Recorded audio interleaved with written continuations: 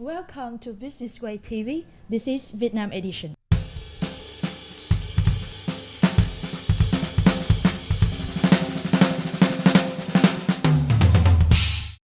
Today we will discuss a very trendy topic, the green transition. Please welcome with us our special guest, Mr. Gabor Fluit, the Vice Chairman of European Chamber of Commerce in Vietnam, and he will share with us how businesses in Vietnam are doing green transition. Hello, Gabor. Nice to meet you. And please tell us about Eurocham and what are your main objectives and how do you plan to achieve those objectives on the green transition? Yeah, well, very happy to be here. Eurocham is, as the European Chamber of Commerce, actually an organization that represents more than 1,200 European businesses that are active in Vietnam. Next to that, we also help new European businesses that want to become active in Vietnam. And also we help Vietnamese businesses that want to do more business in Europe. One of the main objectives for us to represent our members is to work on improving the overall, let's say, economic, social opportunities in the country. We work with many ministries, provinces, discuss issues and challenges that our members are facing, and we try to have a positive contribution to the growth of the economy. As a leader of a Chamber of Commerce and you meet many businesses, and what are difficulties they are facing during their green transition? I think specifically in green transition, you have to be aware of the fact that many of our companies have their head office in Europe. And when you talk about, let's say, what the outcomes of COP26, when you talk about the United Nations Sustainable Development Goals, European companies tend to be leading in terms of taking initiative and being ambitious in setting green goals, in becoming more sustainable. And for that reason, the European companies that are active in Vietnam also have to report back to their head offices, in many cases, on what will be their contribution here in the country. But in order to have a very good contribution for the European businesses in Vietnam, it's very important to have a very clear legal level playing field. It needs to be very clear what the country wants and also what the companies active here can contribute. For example, when you talk about clean energy, a lot is possible, but in terms of policy making, still also a lot has to be improved. Yes, for the renewable energy, I see many informations that we really need a stable policies. And based on your experience, can you share with us one example of the green transitions from the business and European Chamber of Commerce? Yeah, I think, first of all, if you look at our most recent business climate index, every quarter we ask our European Eurocham members to give their feedback on how do they perceive the business climate in Vietnam in general. The most recent BCI that we did, the outcome was very clear that in general Vietnam really needs to try to reduce the administrative difficulties. In general, I think, in many topics, but also when you talk about green growth. Secondly, a very important returning topic that we keep hearing all the time from our members is the need to improve the infrastructure. Talking about infrastructure, also there's definitely a big link to sustainability, but maybe we come back to that later. A third very important topic coming back all the time is the need to develop the HR capabilities. That has to do a lot with education, has to do a lot with developing the right resources to also support that transition going forward. And the fourth one, which may sound like a very obvious one, but still is an issue, is the need to reduce the visa barriers for foreign experts. Because to take the right direction, to make the right decisions, but also to implement them, we believe that Vietnam can benefit a lot from having access to the best foreign experts that could support. You list the difficulties in logistics and HR capability and also in the accessibility to foreign export. How is Eurocham working to solve those issues? We're doing a number of things. So first of all, every year we publish what we call the White Book. And in that White Book, all the sector committees of Eurocham, we have a big number of sector committees who are specialized in a specific topic within their field of expertise. All the different sector committees put in that White Book the key recommendations towards the Vietnamese government, usually specifically addressed to a certain ministry or agency that is responsible for that field. That White Book, what we write there, during the year we use these recommendations in all the encounters we are having with the ministries, with the provinces, also with the Prime Minister, to constantly address that these are the key issues that we believe Vietnam should work on in the interest of all of us, in the interest of European businesses, but also in the interest of the Vietnamese government, Vietnamese businesses, and also the government itself, and ultimately, especially also for the 100 million people living in Vietnam. So that's one tool, the White Book. But next to that, we also organize a number of events, and next month we will, or very soon, we will have a very big event, which is the GV event, which we will organize at the end of November. And well, that event, one of the main reasons why we organize it is we believe we need such an event also to address these issues to the public and especially also to the Vietnamese government. You are talking about the GV event, and is that the event of the Green Economy Forum exhibition? Yes, exactly. And can you share with us more information on that amazing event? Yes, well, of course. First of all, I think because of what I just said on the need to find a good tool to address the recommendations, the worries, the thoughts of European businesses, also to show what European businesses can add in terms of value to the challenges that Vietnam is facing.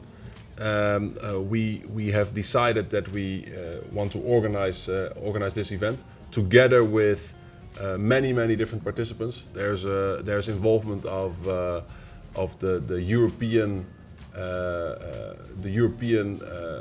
embassies in Vietnam, the European Commission, who have their representation here in Vietnam, but also a number of other international organizations like the World Bank, like UNDP, of course a big list of companies that will contribute.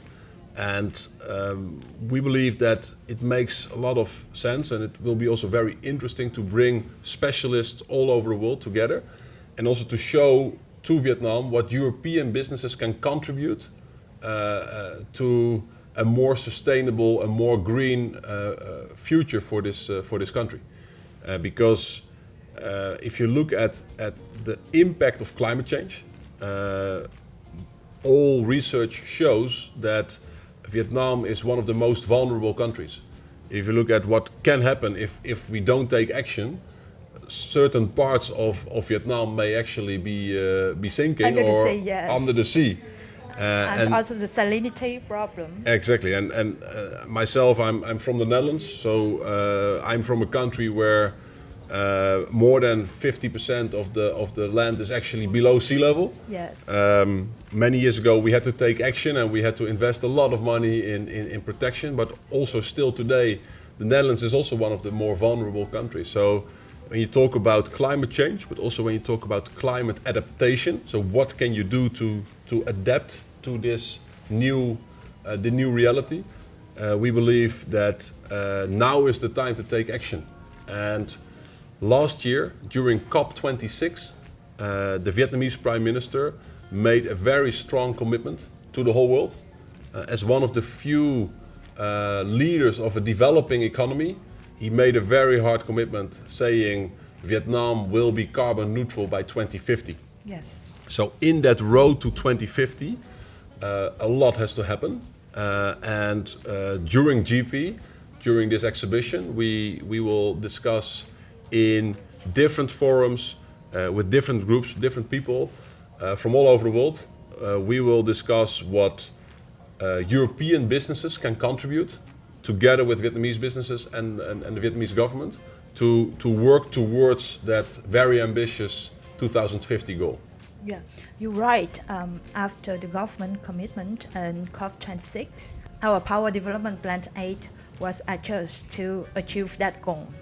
And I think that it's a good time to organize such an event to link people from many sectors and to have more European experts to help Vietnam to achieve the goal. And so can you share with us more about GFE's plenary conference? Absolutely. So the total conference will take 3 days, from Monday 28th until Wednesday 30th of November. And the morning of the first day, we have the plenary conference. And that's the moment where we officially open the event, but also where many high-ranking officials, both from Vietnam and also from Europe, will attend and present themselves. And where we want to discuss all the green growth obstacles. So what should we do, how to eliminate them, how do we remove them, and how will that contribute to long-term progress? The timing we chose is not a coincidence, 28th of November, because from 6 to 18 November in Egypt, COP27 will take place. So the outcome of COP27, which will be very fresh, literally 1 week later, we can discuss with that special group of VIPs, we can discuss what does that mean, the COP27 outcomes and commitments, how do we translate that into the Vietnamese situation, and how do we tackle the green growth obstacles, and also looking at all the participants in that plenary conference, what will be their contribution. Oh, what about the events, conferences, and exhibitions? After that plenary conference, there are a number of companies who will have their booth there, because we have many exhibitors as well. Entrance is for free, so people are welcome to come and visit if they're interested in this topic or when they can contribute. But after the main event, there will be many smaller events as well taking place on actually all the 3 days of the event. And there are 3 broad themes that will come back both in the main event but also in specific follow-up events during the 3 days. First of all, it's the topic of energy and green financing, which will be the key topic for the first day. So both in the main event but also in the afternoon program, we have organized a number of very interesting panel discussions, presentations, discussions in general on the topic of energy and green financing. As you can imagine, for a country like Vietnam, that is on the one hand very vulnerable to climate change, on the other hand also has very ambitious economic growth plans, the country needs to find a balance between reducing its carbon footprint, making the economy greener, and still also making sure that the economy can grow. Because one of the other key sustainable development goals is how do we make sure that the average person in Vietnam has more money to spend and can grow from Vietnam can grow from a low middle income country to a high income country. So energy and green financing is a very important topic. A second topic, which is the main theme for the second day, for the 29th of November, is waste and sustainability. And there are many topics linked to that. For example, also on agriculture, sustainable development, wastewater treatment, everything around the whole topic of waste and sustainability. And the third day, on the 30th of November, it's all about innovation and entrepreneurship. And because of that topic, on the third day, there's also a special role for university students. So there are a number of activities that we have prepared together with students from a number of universities. And they will have a key role there as well, because talking about 2050, it's also a lot about talking about the next generations, right? Yes. And how do we... It's them. It's all about them, right? Yes. So how do we make sure that we hand over the planet and also this great country in a responsible way to the next generation. So that's the main theme for the third day of the conference. Thank you, and it's very amazing when we can freshly discuss the COP27 topics right after that. And when you mentioned about green financing, I think it's a hot topic as several neighbor countries, they already have green bond and help a lot in the development of renewable energy. Yes. So what do you think about the impacts of this event for the public? Yeah, so let's take the example of green financing, right? So I believe that if Vietnam would be able to change its energy mix faster towards a more greener mix, and really get rid of coal-fired power plants faster, for example, that will have an immediate impact on the general public, because coal-fired power plants have a negative impact on air quality, have a negative impact on livelihood of people living in this country. Having said that, it's not possible to switch them all off from today to tomorrow. So you need to have a plan in place. There needs to be financing solutions, and indeed the green bonds that you see more and more in neighboring countries, that could be an interesting way of getting there. But it's also a lot about the master plan of the government, and also the role that the private sector can play there. We believe that it's not contradictory to say we want to make the economy greener while also still growing the economy. We believe it's possible for Vietnam to become a high-income country, and at the same time also achieve that carbon neutrality. So we also want to bring a very positive message that a lot is possible under the condition that we as a society, as businesses, but especially also the government, sets the right longer-term policies. If Vietnam wants to attract big investments, because this requires big investment, if you want to phase out coal-fired power and you want to electrify the economy and you want to switch to green energy and green electricity, it requires big investments. Solar, wind, maybe clean hydrogen. There are many, the techniques are there, but it requires a lot of money. And for businesses and also for other international partners to be willing to contribute substantial funds, let's say the legal framework and the long-term goal of the government should be clear. There should be very clear policies, and if that is in place, then we believe that Europe and European businesses can have a very good contribution to that ambition. You share a lot of good impacts for Vietnam in finance and also in expertise from European businesses. And why are European companies suited to work with Vietnam to develop this sector? I think first of all, we also have to be honest, there's also a self-interest for the European companies there, because European businesses perceive Vietnam still as a very attractive investment destination in general. It's within ASEAN and within Southeast Asia, it's one of the fastest growing economies. 100 million people population is really sizable. And many European businesses also see the opportunities to work together with Vietnamese businesses to tackle these challenges. If you look at the geography of Vietnam, with a very long coastal line, the Central Highlands, the northwestern part of the country, the geography and the nature of Vietnam also offer, in theory, great opportunities to fast track this move to a more green economy. But if you take it broader than only energy, because this is much more than only energy. Energy is one topic. If you take it broader than that, looking at what has happened over the past few years, many companies have decided to spread their production hubs. Many companies that used to be very mainly focused on producing their products, for example, in China, have decided for a number of reasons, the trade war, the COVID period, have decided to diversify their supply chains.